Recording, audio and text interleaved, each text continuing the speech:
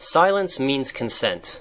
Why did Muhammad use this expression, and how is it applicable to our present era? This chapter is short, but very relevant to our present days, as I shall explain. Silence means consent is a very famous saying of Muhammad, which is pregnant with enormous implications. Sahih al-Bukhari Hadith 9.101 narrated by Aisha. Allah's Apostle said, "It is essential to have the consent of a virgin for marriage." I said, "A virgin feels shy." The Prophet said, "Her silence means her consent."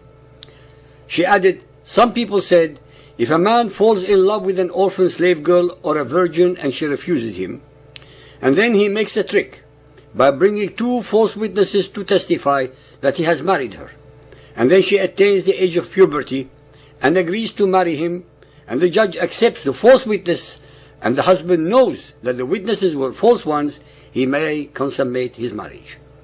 Not much comment is required about such depraved morality and logic. Most important of all is the implication that if the female refused to agree, then she should not be forced.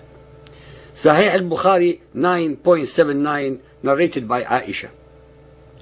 I asked the Prophet, "O Allah's Apostle, should the women be asked for their consent to their marriage?" He said, "Yes." I said, "A virgin, if asked, feels shy and keeps quiet." He said, "Her silence means her consent."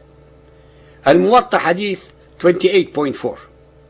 Asking consent of virgins and women previously married for their persons, Malik related to me from Abdullah ibn al-Fadl, from Nafi bin Jubair ibn Mutim, from Abdullah ibn Abbas, that the Messenger of Allah, may Allah bless him and grant him peace, said, "A woman who has been previously married is more entitled to her person than her guardian, and the virgin must be asked for her consent for herself, and her consent is her silence." There are two very important corollaries to the above statements. A, that a virgin can refuse by not being silent, and hence should not be forced into marriage. As usual with Muhammadan Islam, regarding most aspects concerning the women of Islam, the males deliberately either ignore or pervert the clear instructions of both the Quran or the Ahadith. Invariably, the Muslim women are forced into arranged marriages at the earliest possible age, usually to much older men and totally against their will.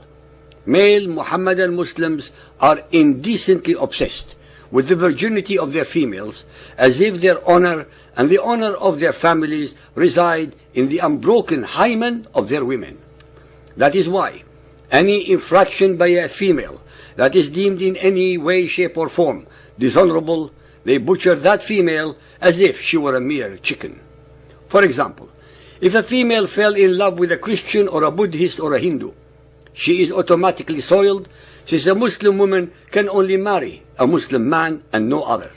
This contrasts with the fact that a Muslim man can marry a Christian or a Jewish woman. Another simple example, especially in Western societies, if a woman was very friendly with non-Muslim men or with very modern females, this too can be grounds for dishonorable conduct requiring the death penalty. Of course, none of these rules are applied to the Muslim men. B. Now we address the second aspect of the corollaries, that of the silence of the majority of the followers of Muhammad vis-à-vis acts of terror, incitement to hatred, etc. by a minority among them also means that they consent to these acts. It stands to reason that had they found these acts unacceptable, they should have otherwise objected vehemently by demonstrating in the streets, especially in the free democracies that they assert they believe in. As we have seen repeatedly on television, they do not hesitate to conduct mass and very threatening, aggressive and vocal demonstrations whenever they perceive an insult to Islam. But not once have they done the same against acts of terror conducted in the name of Allah and Islam. They thus demonstrate an obscene degree of hypocrisy and a depraved indifference to morality or justice.